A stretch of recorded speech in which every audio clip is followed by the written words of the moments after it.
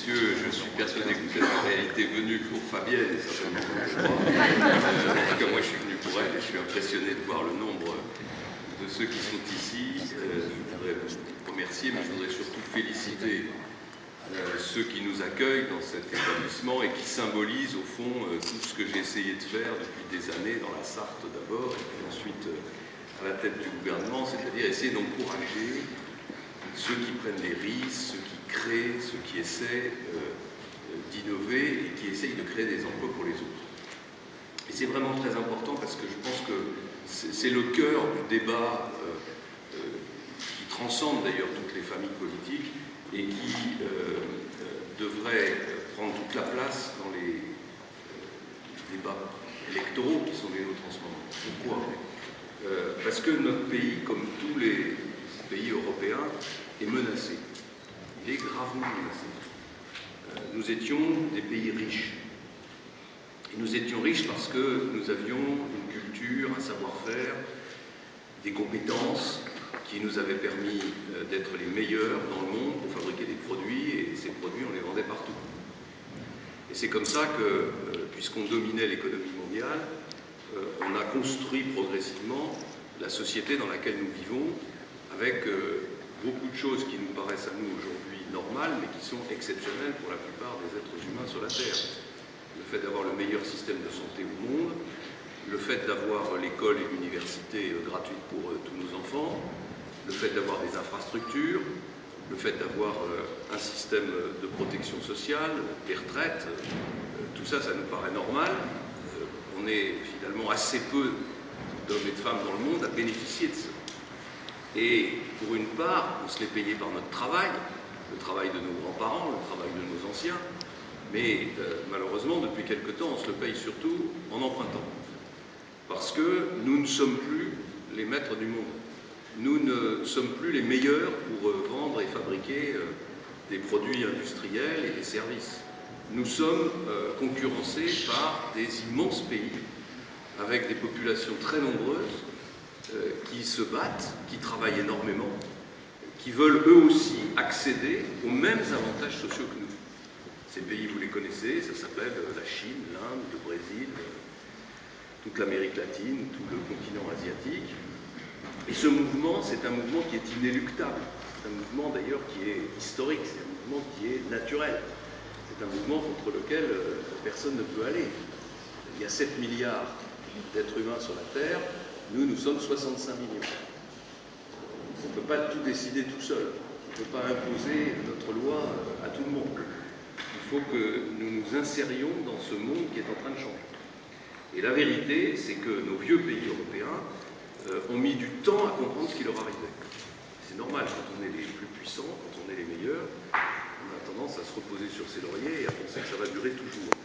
Et comme notre richesse a été entamée depuis plusieurs décennies par la compétition internationale, par l'arrivée de ces nouveaux pays, au lieu de réduire nos dépenses, au lieu de changer notre organisation, au lieu de nous battre pour essayer d'être meilleurs, on a utilisé une méthode, et on a tous notre part de responsabilité, qui consistait à garder le même train de vie, mais en empruntant. C'est exactement comme si dans une famille, du jour au lendemain, le salaire diminue, mais on ne veut rien changer, donc on emprunte. Le problème, c'est que ça ne peut pas durer éternellement.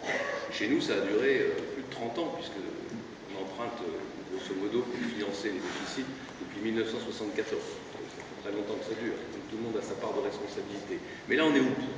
On est au bout parce que ceux qui nous prêtent de l'argent commencent à s'inquiéter de savoir si on va pouvoir le rembourser.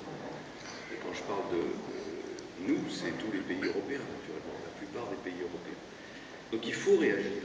Il faut réagir, et pour réagir, on a besoin de réformes. C'est ce qu'on a fait par exemple avec les retraites. On a besoin de réduire la dépense publique, parce qu'on ne peut plus continuer à emprunter pour financer nos dépenses de fonctionnement. Donc c'est difficile, c'est pas populaire, il y a des gens qui ne sont pas contents, il y en a qui s'estiment lésés par les décisions que nous prenons, mais ce sont des décisions absolument impératives et qui d'ailleurs échappent à toute analyse idéologique. Ce n'est pas un problème de droite ou de gauche, c'est un problème juste de bon sens. Quand on a trop emprunté, il faut rembourser. Tout le monde peut comprendre ça. On a besoin, au-delà de cela, de redonner à des hommes et à des femmes, comme eux, l'envie de se battre, d'entreprendre et de créer des emplois. Et j'en viens là au point qui est pour moi le plus important. Dans notre pays, qui est pourtant un pays qui a donné au monde d'immenses entrepreneurs, qui a donné au monde beaucoup d'exemples de réussite, on a un peu tendance, depuis quelque temps, à considérer au fond que la réussite est suspecte. Et que tous ceux qui réussissent, on en est jaloux.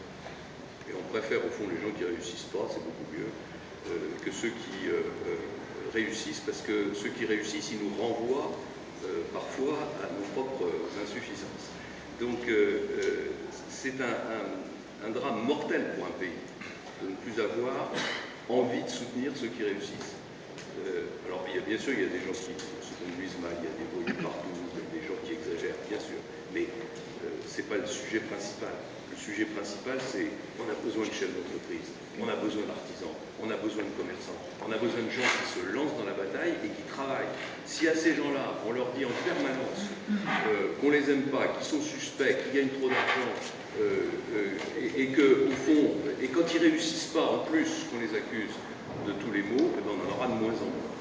Une société ne peut pas fonctionner sans des gens qui prennent des risques, sans des gens qui travaillent, sans des gens qui se dépassent.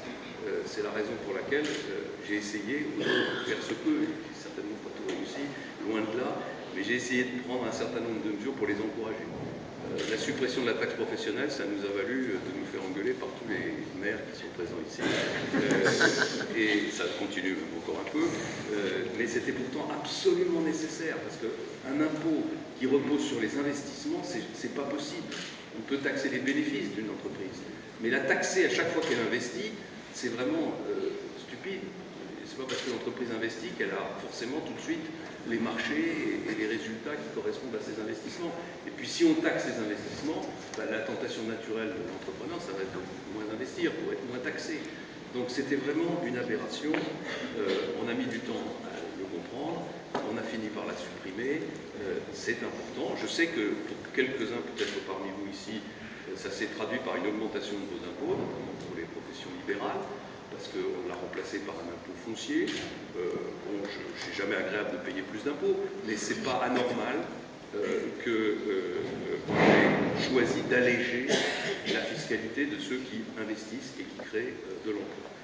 Deuxièmement, on a essayé de soutenir les petites et moyennes entreprises à travers un organisme extrêmement efficace, ça s'appelle OSEO, il n'existe pas encore quand vous êtes lancé, mais qui est au fond la banque des PME désormais, la banque des PME, et qui apporte des concours financiers aux petites et moyennes entreprises dans les phases de croissance lorsque les banques ne les suivent pas. On a ajouté à cette banque des PME un fonds stratégique industriel, le FSI, qui permet à l'État de prendre des participations en capital dans des entreprises qui sont, non pas des entreprises en difficulté, comme on le faisait trop autrefois, parce que ça ne sert à rien. Quand une entreprise est en train de se casser la figure, ça ne sert à rien que le contribuable mette de l'argent dedans. En revanche, des entreprises qui sont dans une phase difficile de croissance, parce qu'elles ont un nouveau produit qu'ils sont en train de développer et qui n'a pas encore fait ses preuves sur les marchés, ou parce qu'elles sont dans une phase où elles ont des gros investissements à faire sans avoir les retours financiers. On a investi comme ça dans des entreprises stratégiques pour l'avenir de notre pays. On a décidé, malgré les difficultés financières, d'investir 35 milliards d'euros dans ce qu'on appelle les investissements d'avenir, c'est-à-dire les laboratoires de recherche, les entreprises qui sont en train de développer les produits qui feront l'économie de demain. Il faut savoir qu'aujourd'hui, une grande partie de l'économie française repose sur des décisions qui ont été prises il y a 40 ans par le général de Gaulle et Georges Pompidou, lorsqu'ils ont décidé de créer le train à grande vitesse, lorsqu'ils ont décidé de créer les centrales nucléaires, lorsqu'ils ont décidé de créer l'Airbus. Rien que ces trois décisions structurent aujourd'hui une grande partie encore de l'économie française, parce que ce sont des moteurs de l'économie française à l'exportation. Ça a été décidé il y a 40 ans.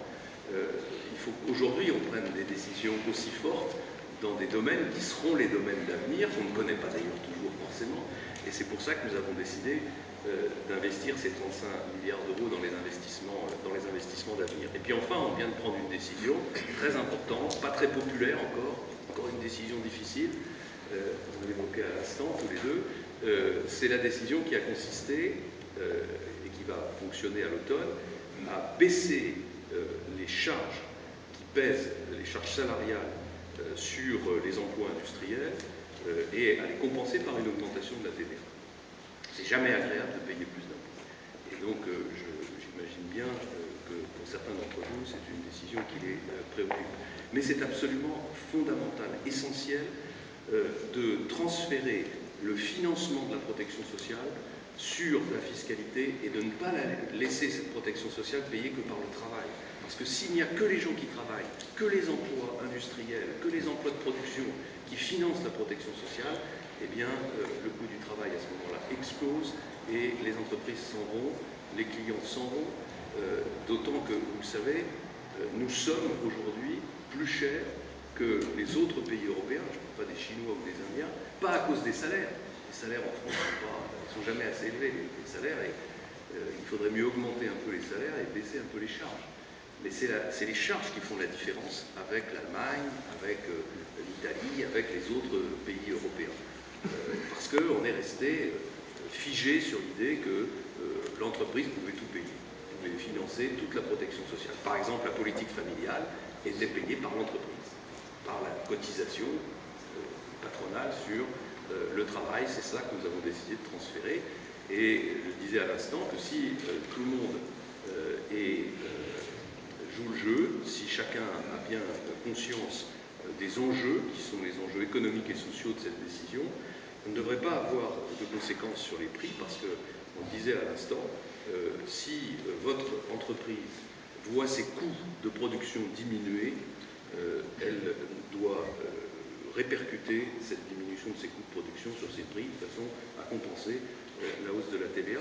Mais l'avantage au passage, c'est que les produits qui rentreront en France seront taxés, alors que jusqu'à aujourd'hui, ils ne le sont pas et ils ne participent donc pas au financement de la protection sociale. Voilà ce que nous essayons de faire. Mais ça, ce sont des mesures, ce sont des décisions de l'État, qui sont très importantes. Mais le plus important, c'est que chaque Français ait envie d'entreprendre, ou au moins ait envie de soutenir ses entrepreneurs. Et ça, c'est pas gagné d'avance, parce qu'on est dans un pays qui, de ce point de vue-là, a quelques mauvais réflexes. Il faut aider ceux qui se lancent. Et il faut les aider en acceptant l'idée que le risque, comment dirais-je, que quand un entrepreneur qui réussit, c'est formidable. Mais un entrepreneur qui échoue, ça arrive aussi. Alors bien sûr, si c'est un voyou, il faut le condamner. Mais il y a beaucoup d'entrepreneurs qui ne réussissent pas et qui ne sont pas du tout des voyous, qui sont simplement des femmes qui ont fait tout ce qu'ils pouvaient pour réussir, mais ils n'ont pas eu de chance. Le marché n'était pas au rendez-vous, ils ont pu faire même des erreurs techniques. Si on les condamne, si on les montre du doigt, si on considère que ce sont des gens qui sont à jeter au banc de la société, alors on n'aura plus personne pour investir, on n'aura plus personne pour prendre des risques. Et ce qu'il faut, c'est que les jeunes qui sortent des lycées professionnels, qui sortent des écoles de formation, ils aient envie de se lancer. C'est d'ailleurs pour ça qu'on a créé, je sais aussi que ça a créé quelques tensions avec le monde de l'artisanat, mais on a créé le statut d'auto-entrepreneur parce qu'il y a trop de résistance au système. Il y a trop de résistance, c'est trop compliqué, il y a trop de papiers à remplir. Lorsqu'on veut créer une entreprise, il faut alléger, alléger, alléger. Et je pense que c'est la direction dans laquelle il faut aller si on veut que notre pays résiste à cette énorme compétition que nous lancent ces peuples que j'évoquais tout à l'heure et qui ne sont pas du tout ce qu'on vous raconte, c'est-à-dire des gens peignés au lance-pierre qui travaillent dans des conditions épouvantables et qui, au fond, viennent nous faire une concurrence qui est une concurrence déloyale. C'est pas du tout ça. C'est des gens qui sont très malheureux et qui essayent de vivre mieux. Donc ils essayent de travailler un peu plus, de travailler mieux, de gagner plus d'argent, et progressivement ils sont en train de monter leur niveau de vie. Alors peut-être qu'un jour ils arriveront au même niveau que le nôtre, mais enfin, en attendant, il ne faudrait pas qu'on ait perdu toutes nos usines, tous nos emplois, et donc il faut se battre. Voilà. Et donc ça me faisait plaisir de vous dire tout ça. À un moment où on fait les bilans, c'est l'heure des bilans, il y a beaucoup de gens qui font bien, ils ne le font pas de façon très sympathique, donc je préfère venir le faire moi-même. Je vous remercie encore une fois de cet accueil qui me rappelle beaucoup de bons souvenirs, parce que Madame la députée, je suis déjà venu à Verny, je suis déjà venu dans le nord de la Sarthe et j'ai une certaine connaissance du milieu rural. On aurait pu croire tout à l'heure qu'elle m'invitait pour me faire découvrir le milieu rural, et en tout cas je me réjouis d'avoir eu un jour la bonne idée de soutenir cette jeune femme conseiller général.